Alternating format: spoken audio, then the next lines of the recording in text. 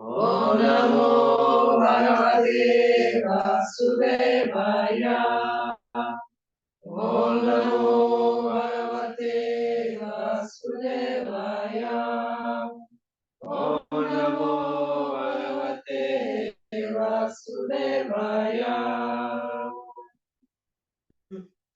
Continuamos con la lectura de el Srimad Bhagavad Gita, tal como es de Ase Bhaktivedanta Swami Srila Prabhupada. A veces se le dice Srimad Bhagavad Gita. Lo sorprendí. No, y le llegamos la vez pasada hasta el texto 18 del capítulo 2. ¿Alguien se acuerda cómo se llama el capítulo 2? Sin mirar. Un resumen del Gita. Resumen del Bhagavad Gita. Muy bien. Del Gita, de hecho. ¿Se acuerdan? Habíamos empezado con el segundo capítulo que empezaba primero Arjuna, Krishna, dándole un par de palitos, maciándolo un poquito a Arjuna, y Arjuna volviendo a preguntar, continuando con las preguntas que había empezado ya en el capítulo 1, y a partir más o menos del verso 11 comenzamos con la segunda parte de este capítulo, que empieza a hablar de qué. La verdad del alma y de nuestra existencia, ¿no? Claro, empieza a hablar de que no somos el cuerpo, ¿sí? De la temporalidad del cuerpo y de que somos eternos, que somos seres eternos, el alma, ¿no? Entonces, Ayelen presentó los dos temas que empezaron a comunicarse ya a partir del capítulo 2 del texto 11. Estamos... 18 yo. Si quieres, releemos el 18 y después empezamos con el 19. Texto 18, traducción por su gracia Bhaktivedanta Swami Srila Prabhupada. El cuerpo material de la entidad viviente eterna, indestructible e inconmensurable tiene un final con toda certeza. Por lo tanto, pelea, oh descendiente de Bharata. Texto 19. Tanto el que cree que la entidad viviente es la que mata, como el que cree que ésta es matada, carecen de conocimiento, pues el ser ni mata ni es matado. Significado. Cuando una entidad viviente encarnada la hieren armas mortales, ha de saberse que la entidad viviente que está dentro del cuerpo no es matada. El alma espiritual es tan pequeña que es imposible matarla con ningún arma material, tal como se hará obvio en los versos subsiguientes. Y la entidad viviente tampoco es susceptible de ser matada, debido a su constitución espiritual. Lo que se mata, o que se supone que se mata, es únicamente el cuerpo. Esto, sin embargo, no alienta en absoluto a matar el cuerpo. El mandamiento védico dice: nunca agredas a ningún cuerpo. Y la comprensión de que a la entidad viviente no se la mata tampoco fomenta la matanza de animales. Matar el cuerpo de cualquiera sin la autoridad para hacerlo es abominable y es un hecho punible tanto en la ley del Estado como en la ley del Señor. A Arjuna, no obstante, se le está haciendo matar por el principio religioso y no caprichosamente. ¿Alguna duda en ese verso?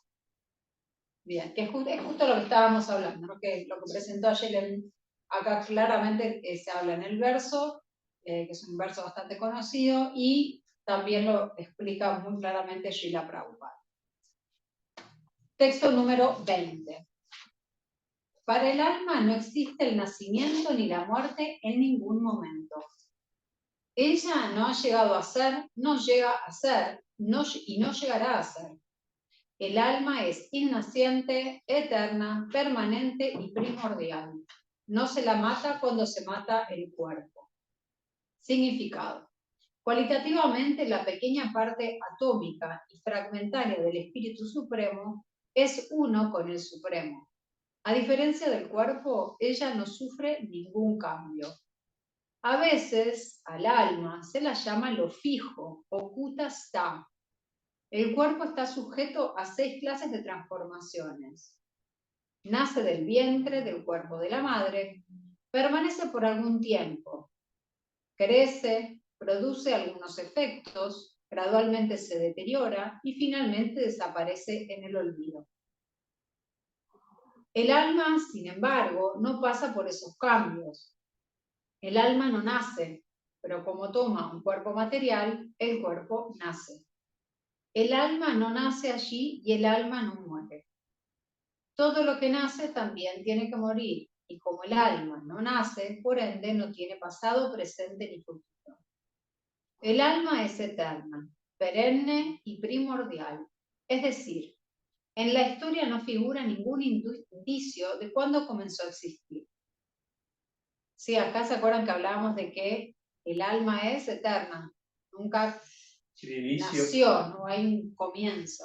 ¿Se acuerdan que habíamos hablado como que eso a veces para todos es como difícil de entender, ¿no? de entender, de digerir, como cómo nunca hubo un comienzo, cómo sería, ¿no? Como que, ¿cuándo empezó? Claro, ¿cuándo empezó? Siempre empieza. Es que en nuestra mente siempre hay límites, ¿no?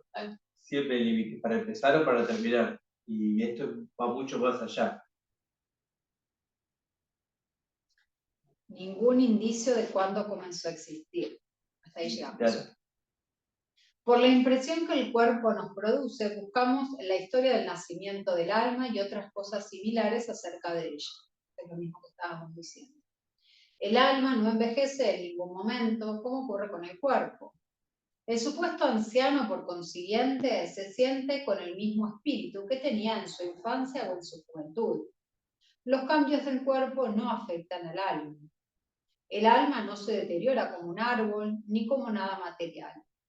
El alma tampoco tiene subproductos. Los subproductos del cuerpo, es decir, los hijos, son también almas individuales, diferentes, y a causa del cuerpo aparecen como hijos de un hombre en particular. El cuerpo se desarrolla por la presencia del alma, pero el alma ni tiene vástagos ni cambia. En consecuencia, el alma está libre de los 6 cambios del cuerpo. Llama la atención acá como la otra vez que hablamos de los apegos, ¿no? Y como acá la Prabhupada a los hijos los llama subproductos. ¿No? Como nosotros no podemos decir así, subproductos. Hay parte mía, es mi amor. Acá mi descendencia. Mi descendencia. Y acá es un subproducto. Bueno, en el Katha Upanishad 1.2.18 encontramos también un pasaje similar que dice: el significado y la enseñanza de este verso son los mismos que los del verso análogo del Bhagavad Gita.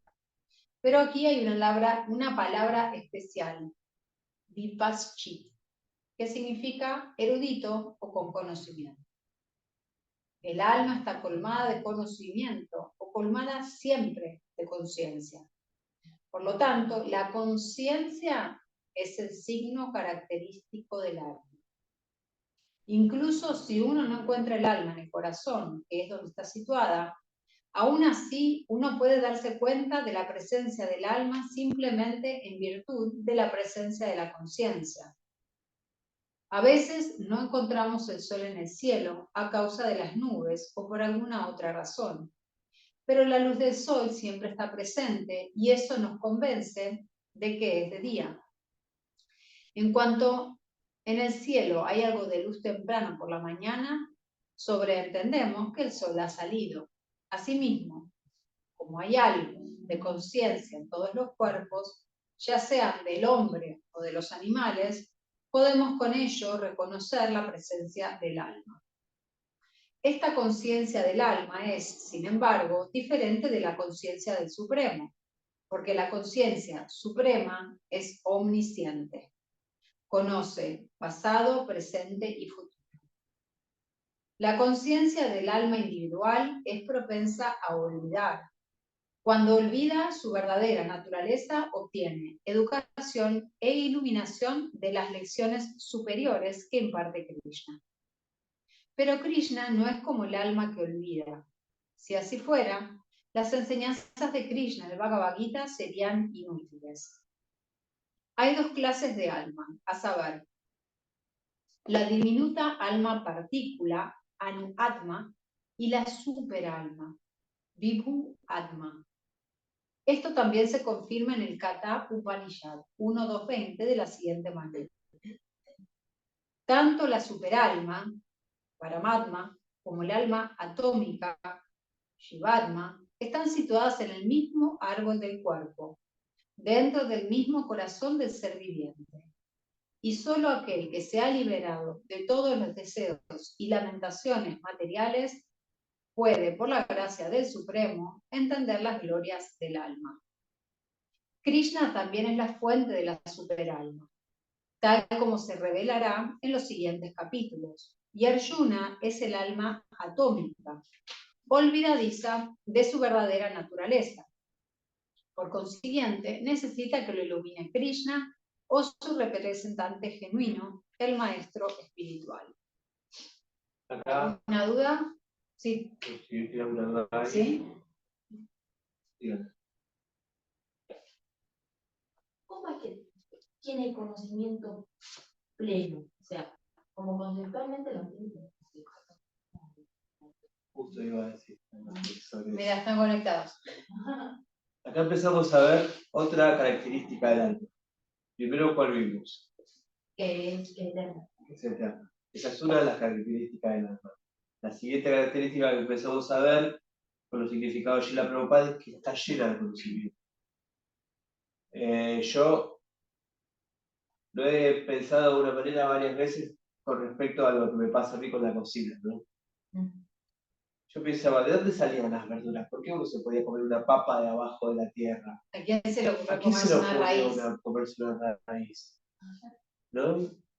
Claro, el alma ya viene con un conocimiento de otras vidas, va generando más conocimientos, pero ya viene, está llena de conocimiento. Y tenemos un conocimiento de Krishna también. Pero ¿qué pasó? Nos hemos olvidado.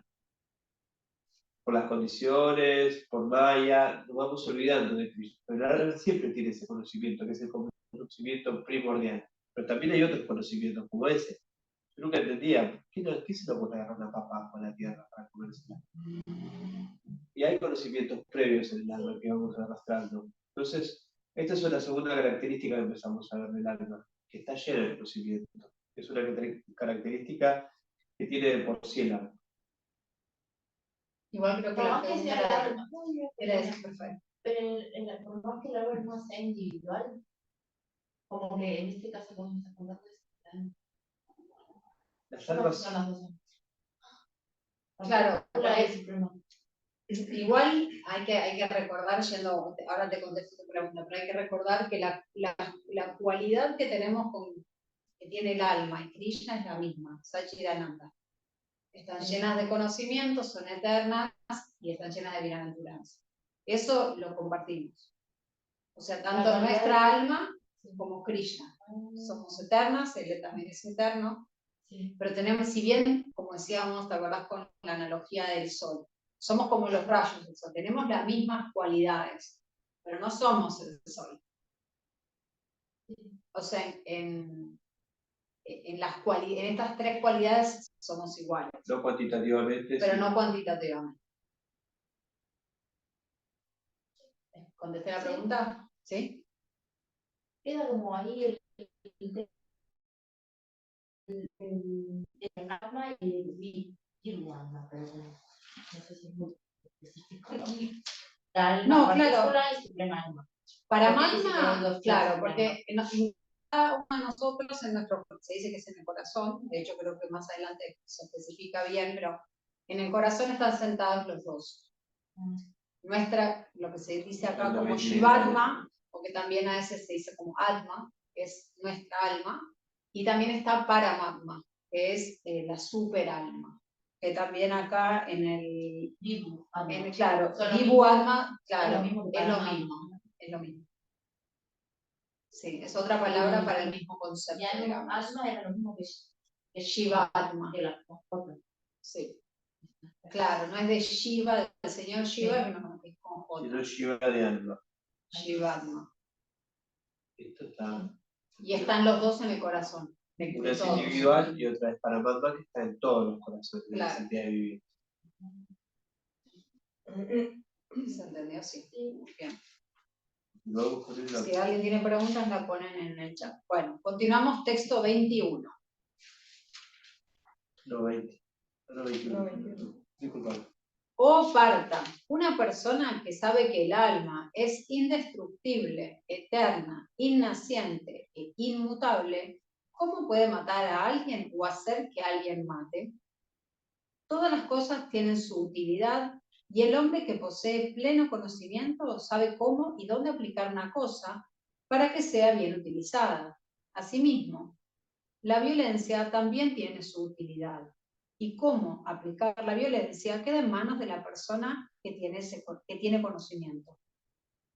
Aunque el juez le asigne la pena capital, la pena de muerte también se dice, la pena capital a una persona condenada por asesinato, no se puede culpar al juez por ordenar un acto de violencia en contra de una persona conforme a los códigos de la justicia. En la Manu Samhita, el libro de leyes para la humanidad, se sostiene que un asesino debe ser condenado a muerte, para que en su siguiente vida no tenga que sufrir por el gran pecado que ha cometido. Por lo tanto, cuando un rey castiga a un asesino con la horca, esto es en realidad beneficioso. De igual modo, cuando Krishna ordena pelear, debe concluirse que el objetivo de la violencia es aplicar la justicia suprema. Y por eso Arjuna debe seguir la instrucción, sabiendo que esa clase de violencia que se emplea en el acto de pelear por Krishna no es violencia en absoluto, porque de todos modos al hombre, o más bien al alma, no se la puede matar. De manera que para la administración de justicia se permite la supuesta violencia. Una operación quirúrgica no tiene por objeto matar al paciente, sino curarlo. Luego, la pelea que había de llevar a cabo Arjuna por instrucción de Krishna se hace con pleno conocimiento, así que no hay ninguna posibilidad de una reacción pecaminosa. ¿Alguna duda en este texto? Está súper bien explicado por Prabhupada con las analogías. Texto 22. Así como una persona se pone ropa nueva y desecha la vieja, asimismo el alma acepta nuevos cuerpos materiales, desechando los viejos e inservibles. Significado. El cambio de cuerpo que sufre el alma individual atómica es un hecho aceptable. Hasta los científicos modernos, que no creen en la existencia del alma, pero al mismo tiempo no pueden explicar cuál es la fuente de la energía del corazón, tienen que aceptar los cambios continuos del cuerpo que van ocurriendo de la infancia a la juventud y de la juventud a la vejez. De la vejez el cambio pasa a otro cuerpo. Esto ya se ha explicado en un verso anterior, el 2.3. El traslado del alma individual atómica a otro cuerpo se vuelve posible por la gracia de la superalma. La superalma satisface el deseo del alma atómica, tal como un amigo satisface el deseo de otro. ¿Se acuerdan? La superalma es la pequeña porción de Dios en cada uno de nosotros. Y del alma atómica seríamos nuestra alma o nosotros. Los Vedas, tales como el Mundaka Upanishad, así como también el Shvetashvatara Upanishad, comparan el alma y la superalma con dos pájaros amigos posados en el mismo árbol. Este es un clásico de ejemplo dentro del movimiento Hare Krishna, de los dos árboles, de los dos pájaros en el árbol.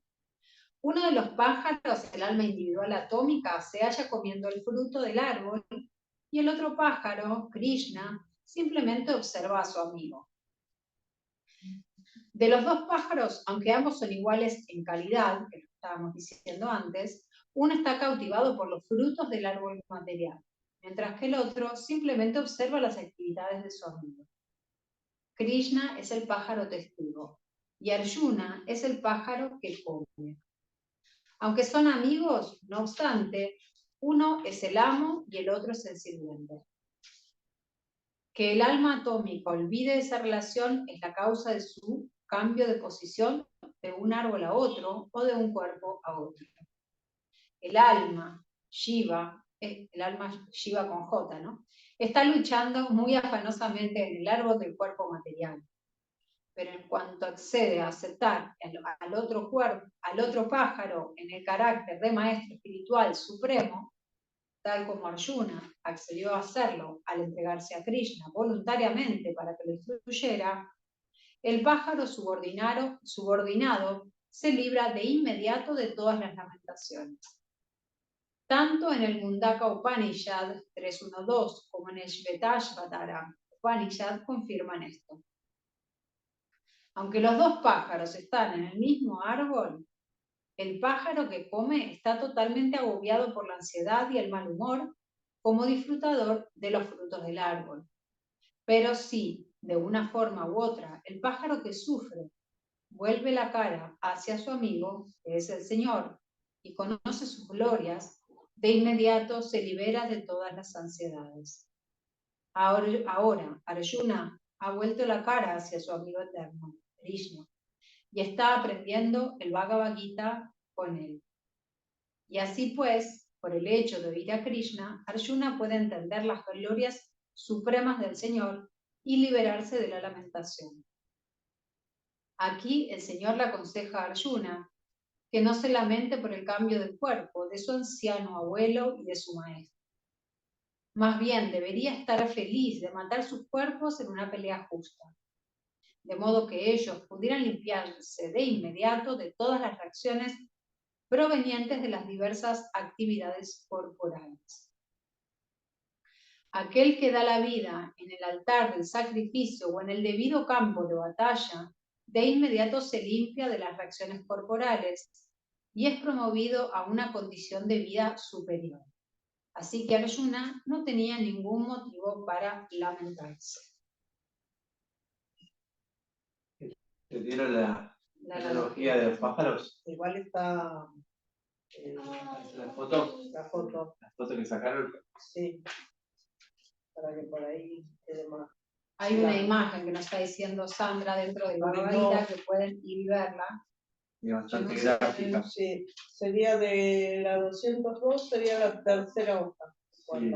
Que si quieren se las puedo mostrar. Van a ir al centro, digamos, donde están todas las imágenes, y ahí está la imagen. Bueno, Gabriela, vos que no tenés el libro, quizás esto te motive a comprártelo.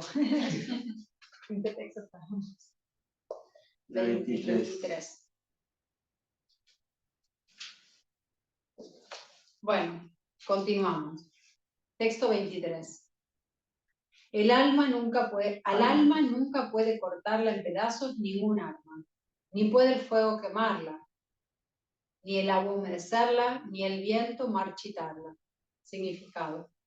Todas las clases de armas, espadas, armas de fuego, armas de lluvia, armas de tornado, etc., son incapaces de matar al alma espiritual.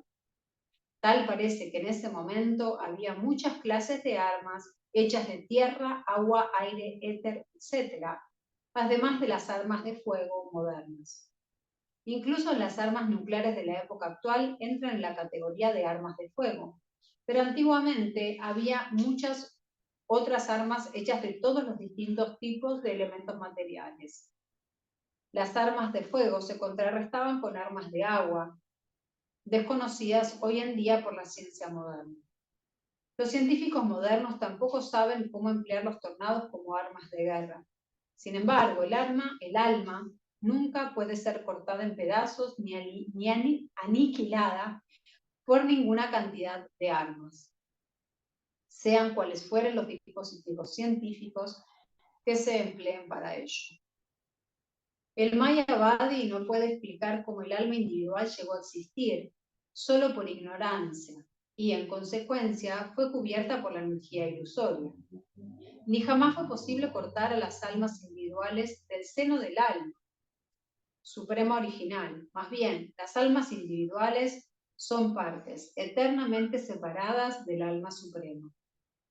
Como las almas son atómicas e individuales, eternamente, sanatana, tienen la propensión a ser cubiertas por la energía ilusoria y por eso dejan la compañía del Señor Supremo. Tal como las chispas de un fuego que, aunque tienen la misma calidad que el fuego, son propensas a extinguirse cuando se hallan fuera de él. En el Varaha Purana A las entidades vivientes se las describe como partes integrales separadas del Supremo. Además, según el Bhagavad Gita, permanecen así eternamente. Por lo tanto, incluso después de que la entidad viviente se libera de la ilusión, sigue siendo una entidad separada, como lo indican claramente las enseñanzas que el Señor le impartió a Arjuna. Arjuna se liberó mediante el conocimiento que recibió de Krishna, pero nunca se volvió uno con Krishna. Texto 24. Esa alma individual es irrompible e insoluble, y no se la puede quemar ni secar. El alma está en todas partes y es sempiterna, inmutable, inmóvil y eternamente la misma. Todas estas cualidades del alma atómica demuestran de modo categórico que el alma individual es eternamente una partícula atómica del todo espiritual y que eternamente sigue siendo el mismo átomo sin ningún cambio. La teoría del monismo es muy difícil de aplicar en este caso, porque jamás se espera que el alma individual se vuelva con el todo una sola cosa homogénea. Después de liberarse de la contaminación material, puede que el alma atómica prefiera permanecer como una chispa espiritual de los refulgentes rayos de la Suprema Personalidad de Dios. Pero las almas inteligentes entran en los planetas espirituales para asociarse con la personalidad de Dios. La palabra Sarvagataha, omnipresente, es significativa, porque no hay ninguna duda de que las entidades vivientes se encuentran por todas partes de la creación de Dios. Ellas viven en la tierra, en el agua, en el aire, dentro de la tierra e incluso dentro del fuego. La creencia de que el fuego las aniquila no es admisible, porque aquí se afirma claramente que el fuego no puede quemar al alma. Por consiguiente, no hay duda alguna de que también en el planeta Sol hay entidades vivientes con cuerpos adecuados para vivir allí. Si el globo solar está deshabitado, entonces la palabra Sarvagataha, viviendo en todas partes, carecería de sentido. El Bhagavad Gita nos dice Sarvagataha, en todos lados hay entidades vivientes. Y acá estamos hablando no de seres humanos necesariamente, ¿no? De átomos, claro, adentro de nuestro estómago, y hay fuego también. Claro. Está bueno acá también que habla de Bhagavan y Brahman y personal, ¿no? También. Y habla de liberar, comenta eso, de liberarse de la chispa espiritual y el Bhagavan. El alma puede elegir a dónde va, depende de su inteligencia y su estado de conciencia. ¿Cómo explicar un poquito más? Dale, si te pueden dar. Acá en el significado dice, después de liberarse de la contaminación material, puede que el alma atómica prefiera permanecer como una chispa espiritual de los refulgentes rayos de la Suprema Personalidad de Dios. ¿Qué era eso? ¿Se acuerdan? Brahman. ¿Se acuerdan las tres? ¿Cómo? Los tres aspectos de Cristo. Muy bien, ahí Sandra. Ya que no tenía que acordar. El Brahman, que es la refulgencia, que es como... Claro, pero no es Brahman, es el Brahman impersonal, son dos cosas distintas. La verdad es que hace un montón lo dijimos, es la misma, es parecido, pero no es lo mismo. Brahma es el semidios creador del universo. Se representa con una de las unas. Y el Brahman, con N al final, impersonal, es la energía que está en todos lados de Dios. Por ejemplo, cuando vemos a la naturaleza, podemos percibir esa, digamos, esa forma de Dios, ¿sí? Que está en todos. Entonces hay algunas filosofías que se quedan en ese impersonalismo. Se dice impersonalismo porque no está puesto en una persona, no está en una persona específica, sino que está en todo. Después está la otra, otra filosofía, el otro aspecto de Dios, que es Paramatma, que es la chispa de Dios, la pequeña porción de Dios que está en el corazón de cada entidad viviente. como dijimos recién hace un rato, está, claro, está Paramatma y también la llamábamos Vibhu Atma. Y Paramatma o la superalma que está en el corazón de cada entidad viviente. Y acá hablamos desde un átomo, que es lo que acaba de decir este verso, ¿no? En todo. En todo. Y Está, en todos lados. Claro. Y la tercer, digamos, tercer aspecto de Dios es Bhagavan, que es una persona. Que, por ejemplo, ahí tenemos un cuadro que representa a la persona, el ser supremo, en este caso nosotros lo llamamos Krishna, la suprema personalidad de Dios. Acá dice, pero las almas inteligentes entran en los planetas espirituales para asociarse con la personalidad de Dios. Eso es Bhagavan. Bhagavan. Ese es Bhagavan. Esa realización sería la realización Bhagavan, es el aspecto personal de Dios. Entonces vemos acá como Srila Prabhupada insiste con estos tres aspectos para que nosotros podamos identificarnos en cada situación que nos va presentando el Bhagavad Gita, para que tengamos claridad en esos aspectos, en esas condiciones, ¿no? Bueno, disculpa que así. No, está bueno, está bueno. Bueno, texto 25, continuamos. Se dice que el alma es invisible, inconcebible e inmutable. Sabiendo esto, no debes afligirte por el cuerpo. Sigue Krishna hablándole a Arjuna, ¿no? Como se dijo anteriormente, la magnitud del alma es tan pequeña para nuestros cálculos materiales que no se la puede ver ni siquiera con el microscopio más potente que existe. Por lo tanto, es invisible. En lo que respecta a la existencia del alma, nadie puede establecerla de un modo experimental, más allá de la prueba que da el Shruti o la sabiduría védica. Tenemos que aceptar esta verdad, porque no hay ninguna otra fuente que sirva para entender la existencia del alma. Si bien dicha existencia es un hecho para la percepción, ¿se acuerdan que antes había dicho, el cuerpo cuando no está el alma adentro es frío, no sé si alguna vez No funciona. no funciona, Pierde claro, color. pierde color, se descompone. El brillo. Pero cuando el ser está vivo, tiene otra temperatura. El cuerpo se puede mover, uno ve la conciencia a lo largo de todo, pero ¿eso es el alma o qué es lo que...? Entonces acá Prabhupada está explicando esto, ¿no? Bueno, en realidad la ciencia no puede explicar porque no pueden ver el alma ni con un microscopio, pero sabemos, de hecho, por la experiencia, que yo a Juan lo veo, me está mirando, veo que su color de piel está en determinado color, no se está poniendo morado, no se está descomponiendo. Entonces sé que su alma está ahí, aunque no la puedo ver, ¿no? Entonces, esto es un poco lo que está explicando acá, cuando dice la sabiduría. Tenemos que aceptar esta verdad porque no hay ninguna otra fuente que sirva para entender la existencia del alma. Si bien dicha existencia es un hecho para la percepción, estas que estamos diciendo, ¿no? Es un hecho para la percepción. Hay muchas cosas que se tienen que aceptar exclusivamente sobre la base de una autoridad superior. Nadie puede negar la existencia de su padre, pues esta la señala la madre, que en este caso es la autoridad. Con excepción de la autoridad de la madre, no existe ninguna otra manera de llegar a conocer la identidad del padre. Asimismo, no hay ninguna otra fuente para llegar a entender el alma aparte del estudio de los Vedas. En otras palabras, el alma es inconcebible a través del conocimiento experimental humano. El alma es conciencia y es consciente. Eso también lo declaran los Vedas y tenemos que aceptarlo. A diferencia de los cambios que ocurren en el cuerpo, en el alma no hay ningún cambio. Siendo inmutable eternamente, el alma permanece como un ente atómico en comparación con la infinita alma suprema.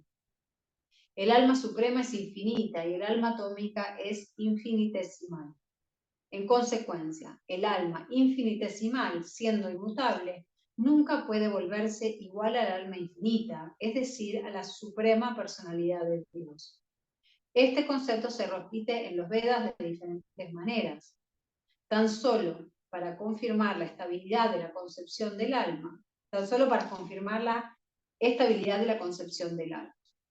La repetición de algo es necesaria para que uno entienda el asunto perfectamente sin ningún error. Lo que decíamos haciendo, que cuando va repitiendo, no se da cuenta y va repitiendo. Y acá te lo dice, vamos repitiendo porque ustedes no entienden nada. Te hago una pregunta. A ver, ¿cómo se puede matar el alma? Ahí va. No se puede. ¿Cortar? Tampoco. Me dice tampoco. Quemar tampoco. Secar tampoco. Texto 26. Sin embargo, si crees que el alma o el conjunto de las señales de vida nace siempre y muere para siempre, aún así no tienes que lamentarte, oh tú, el de los poderosos brazos.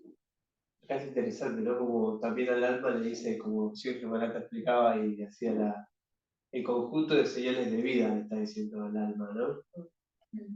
Si uno no se da cuenta de esas señales de vida, ahí no hay alma. Hay un comentarista que dice como que acá, desde acá hasta el 30, que son los textos que quedan en esta parte, digamos, de este conocimiento que hablábamos de lo material, que digamos que eventualmente se termina, tiene un comienzo y un fin, y lo eterno, que es el alma. Acá se dice que empieza como a explicarlo de una manera un poco menos yástrica, más como que con palabras más sencillas, como más...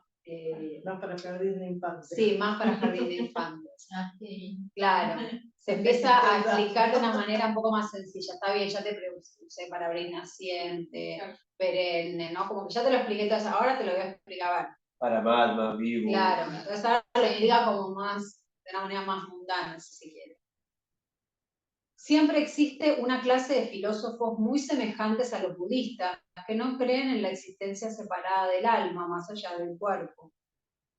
Cuando el señor Krishna habló el Bhagavad Gita, parece ser que esa clase de filósofos ya existía y se los conocía como los Loka-Yatikas y Vaibhashikas.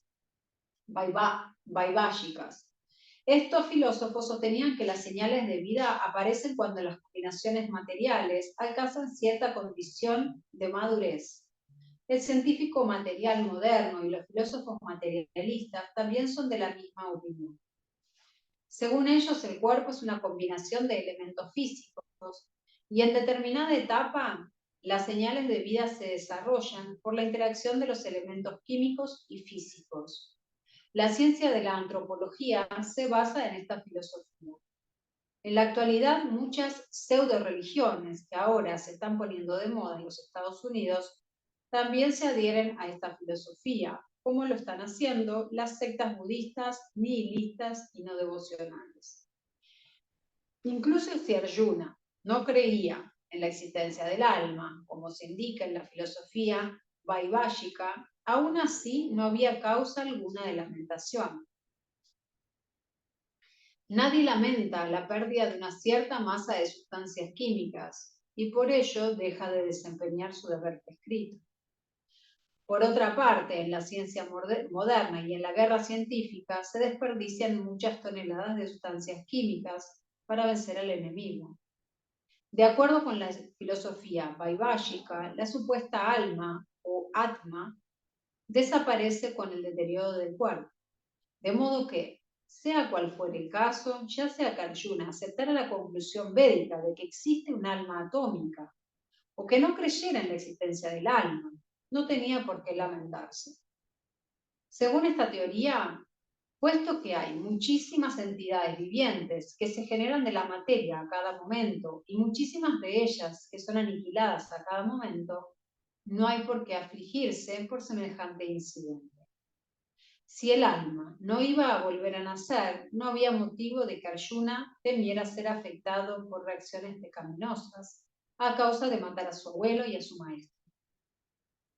Pero al mismo tiempo, Krishna se dirigió a Arjuna sarcásticamente y lo llamó Mahabahu, el de los poderosos brazos, porque al menos él no aceptaba la teoría de los Vaibhashikas, la cual deja a un lado la sabiduría védica. Arjuna, como Kshatriya que era, pertenecía a la cultura védica y le correspondía seguir los principios de ella. ¿Entendieron este argumento? Como que lo aterriza un poco más, ¿no? Dice, bueno, incluso digamos que no crees en el alma atómica, eterna, ¿no? El alma muere con el cuerpo. Claro, que en realidad el alma no existe, en realidad es un conjunto de de cosas, claro, como, bueno, creaste con una masita y hiciste un ser humano y bueno, ¿qué importa? Bueno, lo destruimos, ¿qué más da?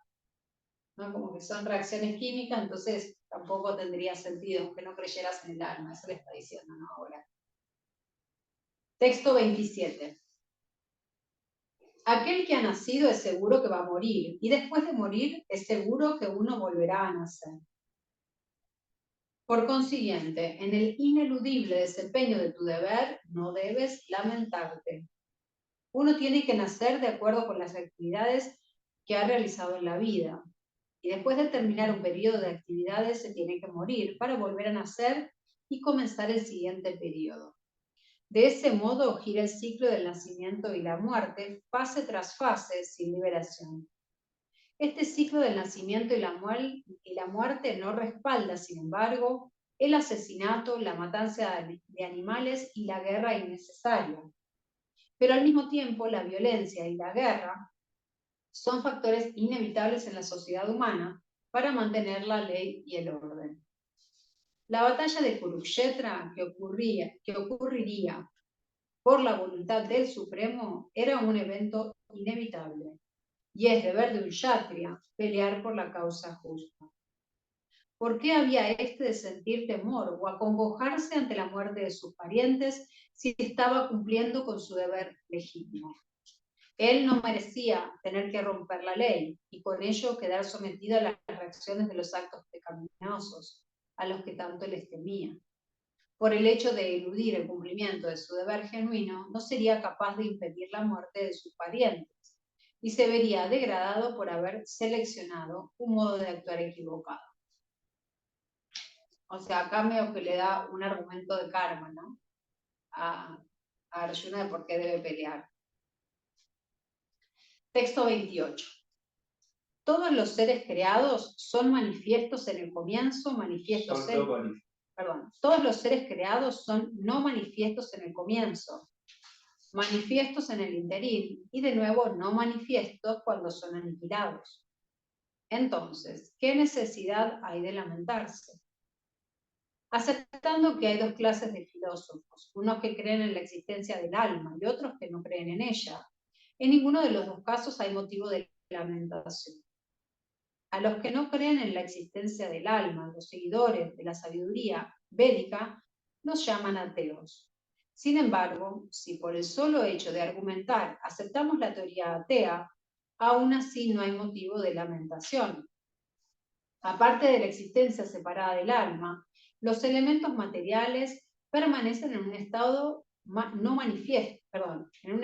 manifiesto antes de la creación.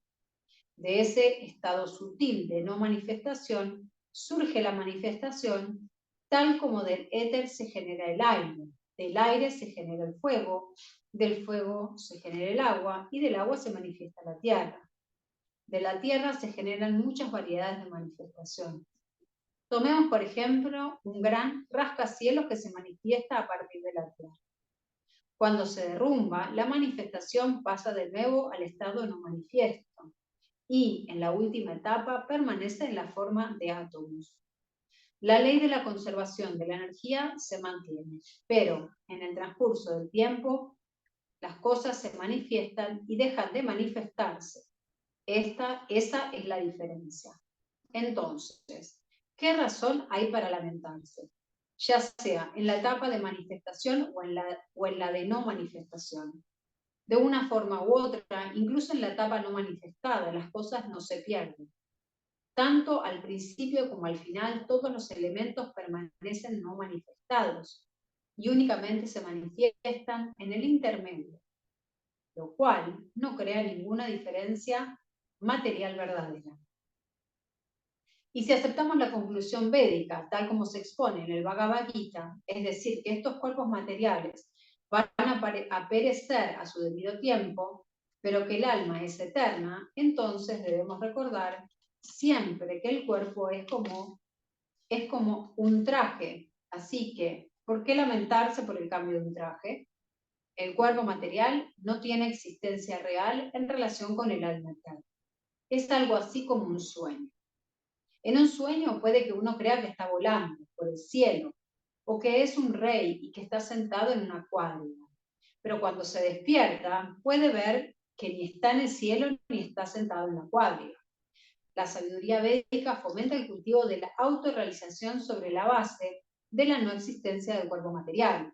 Por consiguiente, ya sea que uno crea en la existencia del alma o no crea en ella, en cualquiera de los dos casos no hay razón para lamentarse por la pérdida del cuerpo. Texto 29.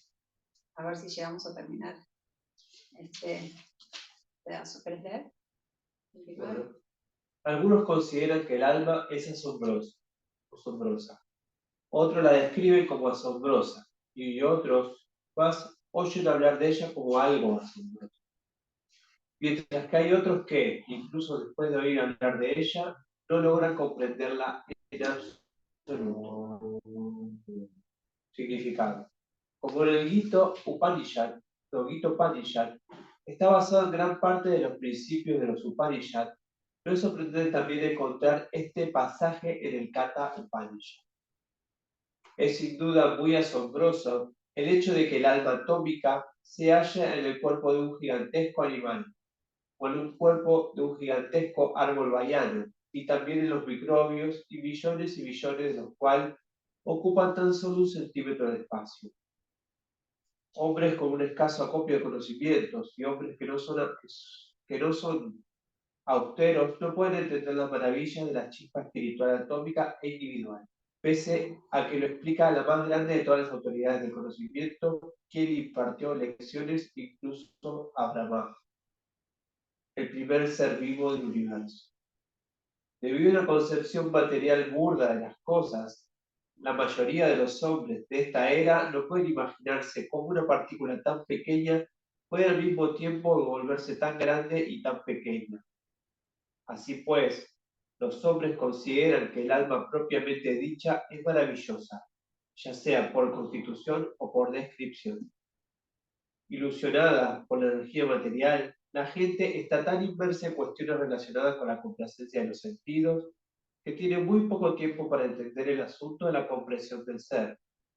Si bien es un hecho que, sin esa comprensión del ser, todas las actividades que se realizan en la lucha por la existencia terminan al final en el fracaso. Tal vez uno no tenga idea de que deba pensar en el alma y además buscarle una solución a los sufrimientos materiales. Algunas personas que están inclinadas a oír hablar del alma pueden que asistan a conferencias con buena compañía, pero a veces, debido a la ignorancia, se desvían y aceptan que el superalma y el alma atómica son una sola, sin diferencia de magnitud.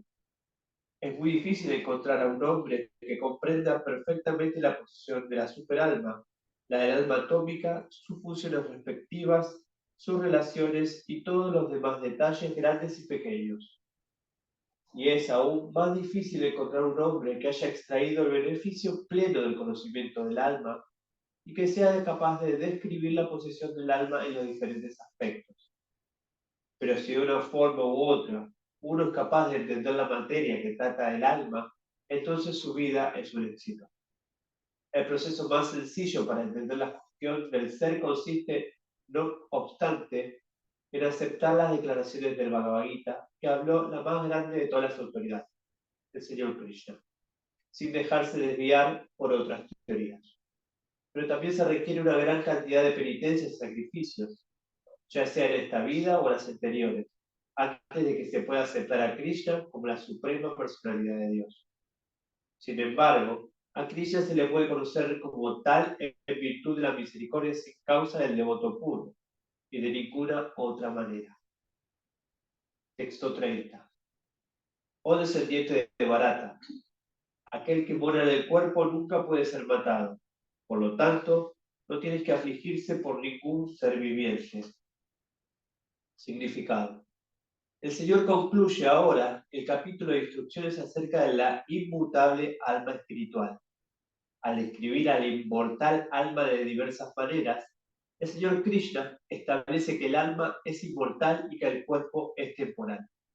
Por consiguiente, Arjuna, como Yatya que era, no debía abandonar su deber por el temor de que su abuelo, su maestro, Vishnu y Drona, fueran a morir en la batalla.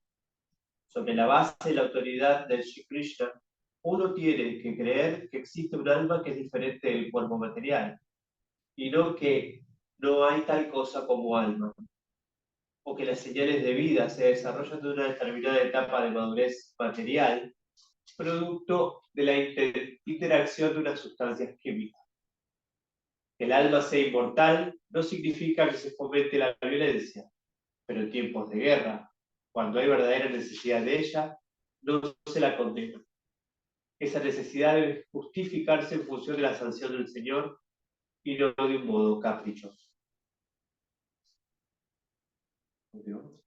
Hasta acá llegamos, hasta esta parte que les decíamos, ¿no? Como que hasta aquí llegamos a la parte en la que, de hecho acá lo explica mismo en el final, el significado de este último verso, se explica, o sea, aquí se ha explicado, hasta ahora Krishna le está explicando a Arjuna, bueno, el mundo es temporal, todo lo que es cuerpos son temporales y el alma es eterna. Entonces, digamos, si vas a decidir en base a que hoy lo quiero mucho a mi abuelo, cómo lo voy a matar, entonces te estás equivocando, porque en realidad vos no lo vas a poder matar.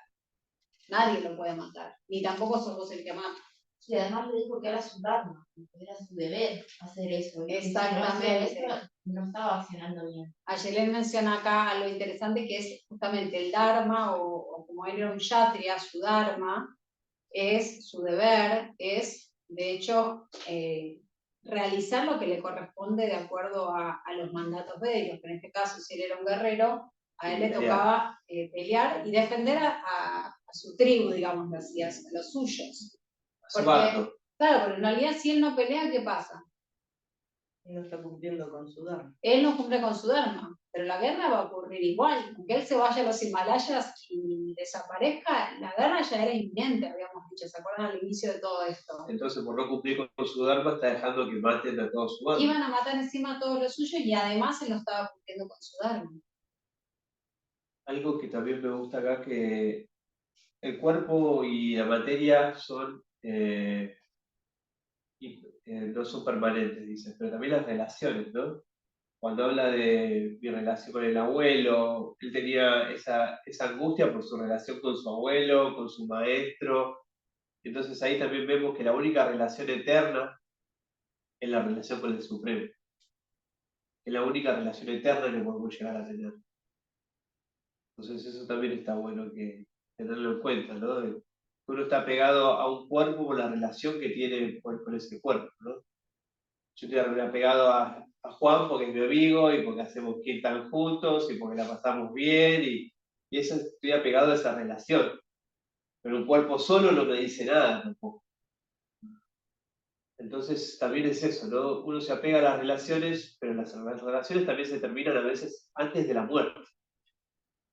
Incluso hay algo que, bueno, cuando nosotros nos casamos tomamos ciertos votos, ¿no? Y él, cuando me iba a tomar a mí como esposa, una de las cosas que se dice es, tomo como esposa a la hija de Krishna, ¿no? Como, o sea, y me comprometo a cuidarla. No es, ahora es mi esposo, hago lo que quiero, ¿no? ¿Listo?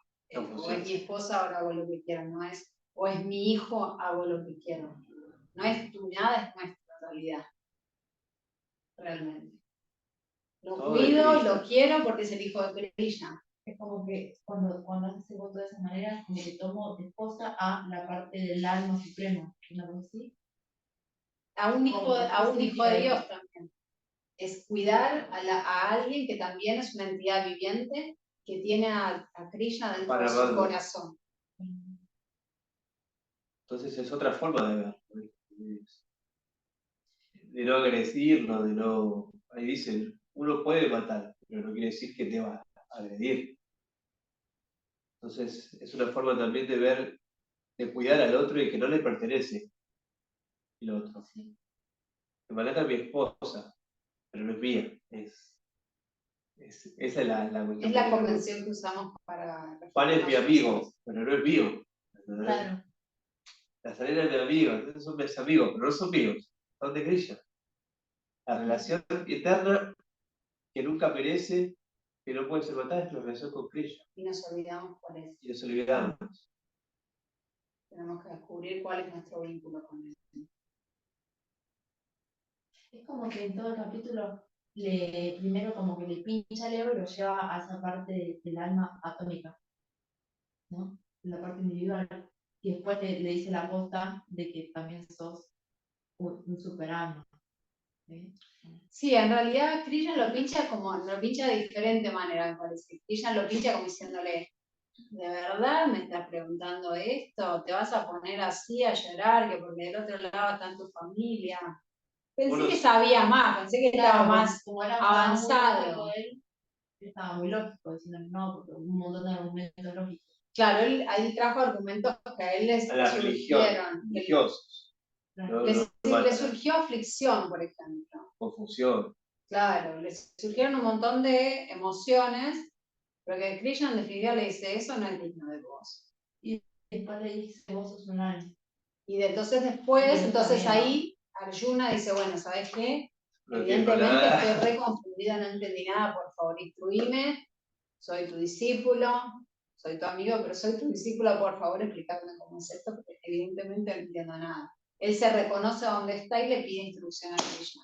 Y ahí Krishna empieza a hablar, le empieza a decir desde el verso 10, 11, sí, desde el 11 empieza, sí, creo que sí. Desde el 11 Krishna empieza a hablar y ahora, hasta ahora, todo lo que le ha dicho es, vos no sos el cuerpo, tu abuelo no es el cuerpo, de todos modos todo se va a morir porque es todo permanente, es todo temporal, y de todos modos quien realmente somos, tanto vos como tu abuelo, como no lo puede matar nadie, no le pueden hacer nada a nadie. Es el alma. Entonces, ¿qué sentido tiene esto que me estás cuestionando? Entonces ahora planteo estos dos temas hasta ahora. Y también le dice, habló un poquito de Dharma, pero no profundizó, habló un poquito de karma también. Y de las energías que hablamos, de Vishnu, no sé cómo se denomina, ¿no? Brahma, Vishnu. De los tres... Las tres gunas, no son las tres gunas, ya está hablando del creador Brahma, ¿no? Brahma, Vishnu y Shiva. Sí, hablamos de las tres. Eso es Brahma, el creador, de Vishnu y de Shiva, el funtor. Presentó todos esos topes, habló un poquito de karma, habló un poquito de dharma, pero todavía no lo explayó. Hasta ahora lo que explayó y nos explicó como por todos los lados. Resumen del Gita. Claro. Y esto es un pedacito. Va a empezar a explayar mucho más. El Dharma es un tema muy profundo. Karma también. Sí. Él le dijo, vos no podés matar a nadie. No es que si vos matás a alguien va a generar reacciones para como, él decía, bueno, no, la violencia, ¿no? Y entonces ahí Krishna le dice, no funciona así. Un juez no genera karma, le dice como ejemplo. Porque él está aplicando la ley, es lo que a él le toca hacer. La ley dice que vos tenés que ir a la cárcel, él dice acá está la ley, no es que el juez se lleva ese karma. Ese es el ejemplo que pone, ¿no? Y significa que no va a tener como un mal karma, porque claro, que no va diciendo yo voy a matar es algo malo, pero tener un mal karma. Claro. Arjuna, exacto, como dice ayer, Arjuna pensaba que como si él mataba a su familia iba a generar karma y que eso era malo para él. Pero con este ejemplo que estamos diciendo, justamente lo que se dice es lo opuesto, ¿no? Que no se genera karma. Que no se genera karma, ¿no? Que en este caso no se genera karma. Como estaba el ejemplo del juez, el juez no genera karma porque está cumpliendo con su deber.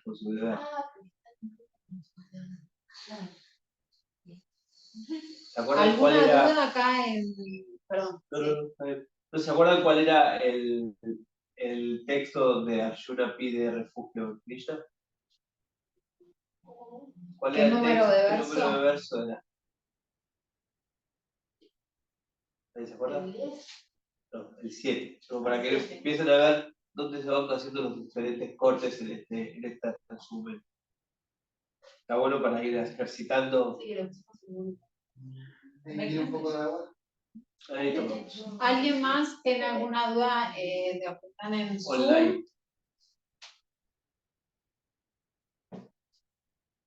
Si no hay consultas o dudas, damos por concluida la sesión. Algo que quería decirles a todos es que el próximo lunes 1 de mayo, como es feriado, no vamos a tener encuentro. Porque va a haber seguramente un encuentro en la finca con un Swami que va a venir que se llama Yamunacharya. Y además porque es 1 de mayo y pensamos que quizás todos quieran tomarse el día de Y también descanso. agregar que este servicio se hace gracias al espacio Govinda y que cualquier donación que quieran hacer tanto online o presente se va a destinar para seguir mejorando el espacio y manteniéndolo. Así que Toda donación bienvenida, en efectivo, Mercado Pago, cuenta DNI, aceptamos todos los medios de pago. Bueno, muchas gracias a todos. Hare Hare Krishna. Krishna, Prabhatita aquí. Jai. Hare Krishna.